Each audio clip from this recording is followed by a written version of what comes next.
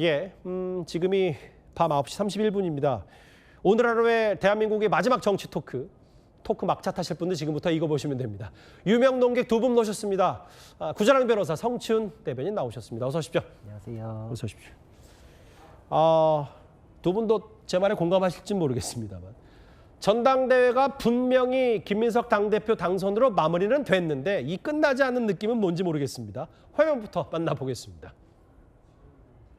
김민석 후보는 이겼지만 그의 주장은 진 것이 많습니다. 단분신, 단명, 분열주의, 신천지, 남자, 비밀 연합을 깨는 것이 이번 전대의 본질이라고 했는데 그것은 진 것입니다. 결국은 그렇게 폭탄선을 했다가 나중에는 통합하고 연대하자라고 주장하지 않았습니까? 결과적으로 정청래가 숫자로 졌지만 정청래의 주장까지 진 것은 아니라고 생각합니다. 정청래 대표가 그렇게 꼬리를 단 것은 정청래 대표 정치 미래를 위해서도 바람직하지 않았다. 깨끗하게 승복하는 것이 더 큰 민주주의인데 꼭 그것을 정청래 대표가 얘기할 필요가 있었는가? 뭐 뒤끝이라면 듣길 수도 있는 게 박지원 의원이 충고했으니까요. 김민석은 이겼지만 그의 주장은 졌다. 혹은 당대표일 때 하지 못했던 말들 할 것이다. 모르겠어요. 당원들이 정말 탈당하는 움직임이 있는지 모르겠는데 탈당하면 안 된다. 구 변호사님. 네. 저 발언 어떻게 들으셨어요? 저는 앵커님 발언에 정말 100% 공감했던 게 끝났지만 끝난 것 같지 않은 기분 딱 들잖아요. 예. 영화도 그렇게 찜찜하게 끝나면 꼭 속편 나오더라고요. 그래서 영화 끝에 다 무찌른 것 같은데 빌런이 손가락 하나 까딱하면은 속편 나오겠구나 이런 느낌 들잖아요. 악당이요? 예. 근데 그 터미네이터에서 우리가 봤잖아요. 빌런이었지만 속편에선 주인공이 돼서 돌아올 수 있거든요. 정청래 후보는 아마 그런 거 꿈꾸지 않을까. 왜냐? 예. 득표를 굉장히 많이 했다. 저는 제가 생각한 것보다 더 나왔어요. 그렇기 예. 때문에 이럴 경우에 생존 전략이라는 거는 두 가지 방식이 있거든요. 예. 내가 여기까지 왔지만 납작 엎드려가지고 다음 공천을 구걸한다. 예. 아니면 내가 이 세를 그대로 유지해가지고 나를 내치는 게 민주당 전체를 해야 하는 것 같은 위기감이 들게끔 만든다. 예. 근데 정말 득표를 많이 했기 때문에 내가 체급이 이렇게 커졌는데 내가 납작 엎드리는 건 난 여기까지 오는 거 하고 맞지 않는다. 예. 그러니까 저는 후자를 선택했다고 보기 때문에 속편도 계속 나올 것이고 분열도 속편이요? 계속될 것이고 그런 예측이 합리적이지 않나 싶습니다. 시즌2나 속편에서 주인공이 될 가능성도 있다. 구 변호사님 말씀인데. 성춘 대변인. 표정을 좀 푸세요. 근데 왜냐하면 웃고 있습니다. 이게 뭐냐면 이런 거잖아요. 보통 그래도 전당대회 끝난 당일이나 그 다음 날 정도는 뭐 SNS를 아예 하지 않거나 혹은 뭐 당선을 축하한다라는 의례적인 인사도 있는데 김민석이 이겼지만 그의 주장은 졌다. 혹은 당원들이 탈당하면 안 된다. 근데 실제로 탈당을 하겠다는 움직임이 있긴 있는 거예요? 뭐 커뮤니티나 이런 데 글은 올라오고 있습니다만 실제 몇 명이 탈당할지는 뭐 알 수는 없는 거고요. 그건 뭐 당에서 나중에 공개를 할 수는 있겠습니다만 그렇게 크지는 않을 거라고 좀 봅니다. 근데 좀 말씀하신 것처럼 SNS를 자중하긴 좋긴 한데 근데 SNS 글을 올리신 건 있거든요. 거기는 정제가 되어 있어요. 거기에 SNS에 올린 글에는 정청래는 그 숫자로는 졌지만 정청래 지지자와 권리당원의 가치와 열정은 지지 않았다. 딱 여기까지가 깔끔하거든요. 지지 않았다는 거에 네. 그 주어가 그겁니까? 거기가. 적어가요? 예. SNS 글에는 그렇습니다. 예. 하지만 지금 멘트는 유튜브잖아요. 유튜브니까 본인의 지지자들이 보고 지지자들한테는 좀 더 설명을 하고 싶고 말이 길어지고 하다 보니까 정제된 SNS의 글보다는 주어가 바뀌고 목적어가 바뀌면서 이 김민석 후보의 주장은 진 게 많다라고 굳이 하지 않아도 될 이야기를 한 거죠. 근데 예. 저는 당일이니까 오히려 당일이니까 SNS, 유튜브를 켜고 그런 발언한 것까지는 그것까지는 이해할 수 있습니다. 저기까지는 좀 해소의 느낌이기 때문에 이해할 수 있다고 하더라도 뭐 졌으니까 그런 기분을 느낄 수 있을 거 아닙니까? 본인을 지지해준 사람들이 말씀하신 것처럼 만만치 않았으니까 예. 그들을 달래줄 말도 필요했으니까. 근데 앞으로도 혹시 저런 류의 이야기를 계속 이어간다면은 예. 당내 분열은 뭐 불가피하게 되겠죠. 김민석은 이겼지만 그의 주장은 졌다. 마치 그때 뭐였나요? 뭐 정권은 짧다. 뭐 이런 권력은 길고 뭐 이런 얘기했었나요? 그러니까 뭐 그런 얘기랑 좀 연장선 같아서 계속 제가 귓가에 맴도는데 팀 정청래 대표주자 최민희 수석 최고위원이요. 오늘 아침 여러 라디오 인터뷰를 했는데 아예 이런 말까지 덧붙였습니다. 한번 들어볼까요? 제가 받은 표가 제 표가 아니고 정청래 전 대표가 나눠준 표기 때문에 저로서는 기쁘기보다는 정청래 대표가 개혁 당대표로 당선되지 못한 것에 대하여 매우 안타깝다. 신천지 비밀연합 부분은 만약에 그게 있다면 이건 큰일이니까요. 이 부분은 신임 대표께서도 어떻게든 해소하시겠다고 하셨으니까 지켜보겠습니다. 이번 전당대회 관리 민주당의 흑역사로 남을 거다. 뭐 여기까지 그렇다 치더라도 한 발 더 나가서요. 정청래 의원보다, 정청래 전 대표보다 국민 여론조사 그 득표율이 정청래 후보가 원래 훨씬 높았을 것이다. 저건 무슨 말입니까? 지금 결과가 나온 거는 선호 투표를 반영한 결과가 나온 거잖아요. 예. 근데 선호 투표가 반영된 건 사실상 그 1번 송영길 후보의 표가 이제 김민석 후보한테 거의 다 흡수가 됐다라고 하는데도 이렇게 표차가 크게 안 났으면 예. 제가 이제 그냥 직관적으로 얘기하면 깻잎 한 2장 반 정도 차이? 예. 그러면 이제 환산하기 전에는 깻잎 한 장 차이였겠다라는 예. 얘기가 충분히 가능하고 예. 그거를 알 수 있는 게 정말 친명계에서 진짜 완전히 밀어줬던 김용 후보가 대의원에서는 1등 했는데 국민 여론조사에서 꼴찌로 떨어져 버렸잖아요. 예.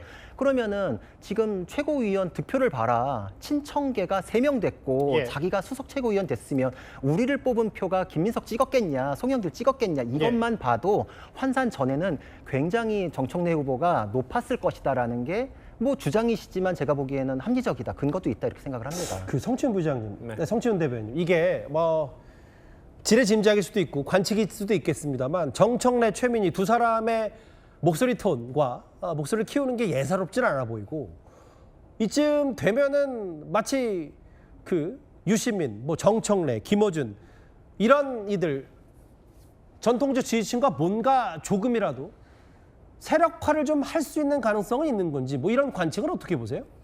저는 그럴 가능성은 없다고 보고요. 저렇게 지금 사실 제가 아까 말씀드렸잖아요.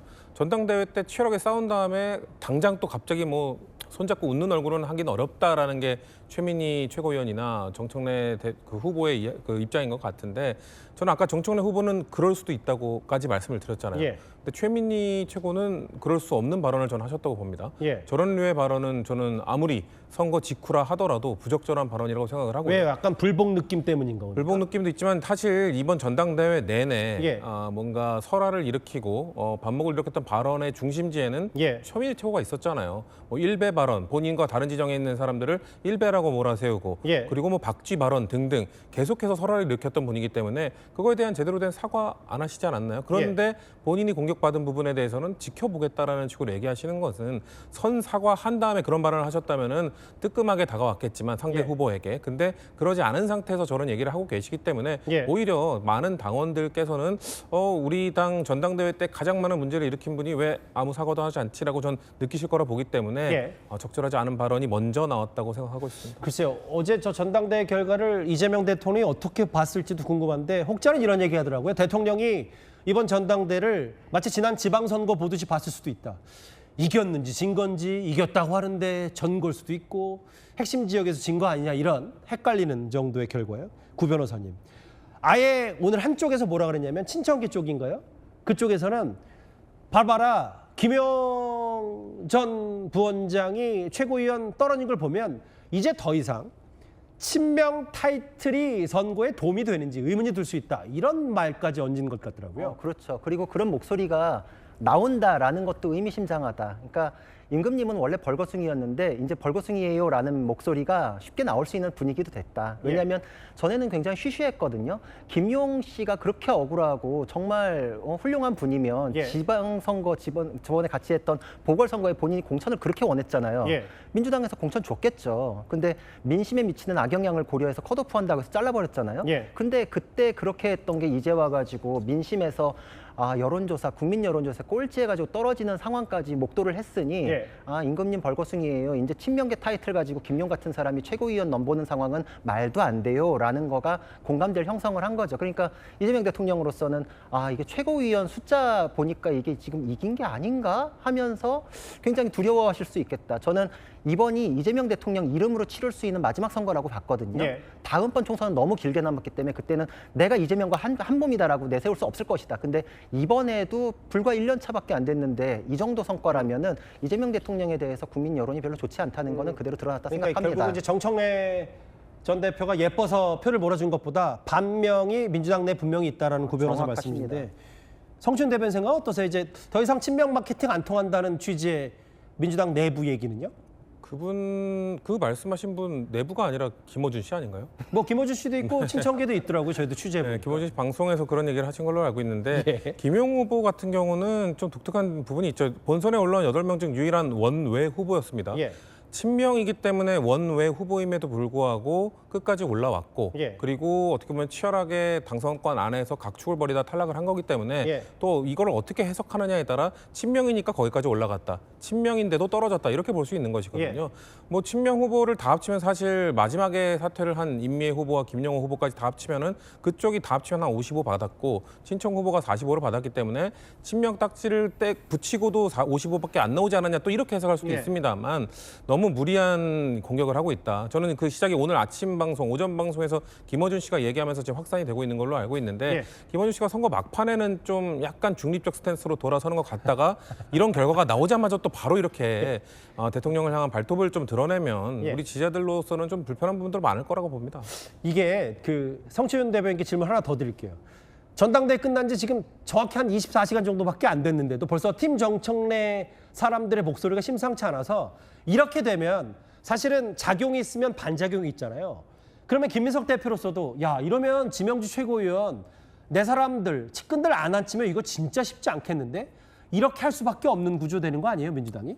측근들은 당연히 안 치겠죠. 지명직 최고를 할 때 측근 아닌 사람을 안 치기는 어렵죠. 예. 오히려 뭐 다른 계파에 있는 사람을 안 칠 수도 없죠. 그럼 맨날 싸우는 거 아니에요? 근데 거기서 거기에 무조건 또 공격수만 배치할 것인가 이거는 또 고민을 해봐야겠죠. 근데 예. 지금 들어가 계신 친명 최고위원 2명 박선원 최고나 예. 서미화 최고 충분한 공격력 갖고 계신 분들이기 때문에 저런 공격력을 갖춘 분들보다는 예. 원래 공헌한 게 있었잖아요. 우리 당에 지금 부족한 부분인 청년이나 예. 뭐 그렇게 밝히진 않았지만 취약 지역이나 이런 쪽을 좀 보완할 수 있는 분들로 채우는 것이 좋지 뭔가 이제 개파 싸움이 이제 치열해질 거니까 공격수들로 데려와야지라고만 하면은 그러면 저는 전 지도부도 그랬고 전 지도부에 대한 평가할 때 너무 공격수만 있다. 미드필더도 있고 수비수도 있어야 되는데 우리 당 지도부는 어떻게 다 공격수만 있냐. 그래서 전 지명직 최고에는 좀 미드필더 수비수 무슨 말씀인지 알겠습니다. 네, 들어갔으면 좋겠습니다. 아니, 저도 애초에는 뭐 지역 안배하고 청년 안배할 것 같았더니 저렇게 최고위원들이 계속 전당대회 지금 끝난 것 같지도 않는 느낌을 주면 김민석 대표로서도 고심이 많을 것 같아서요. 구 변호사님 하나만 더요. 사실 김민석 대표의 불안한 미래를 점치는 사람들도 많지만 일단 오늘 아침 분위기가 보면 작년과는 일단 달라서 비서실장까지 총 출동했다. 일단 청와대 대우는 확실히 달라진 건 분명해 보여요. 그렇죠. 이게 본사하고 대리점 관계보다 본사하고 직영점 관계가 더 끈끈하거든요. 아니 지금 본사에서 전무님이 직영점 내려가가지고 저렇게 장악을 하셨으니까 너무 기쁘겠죠.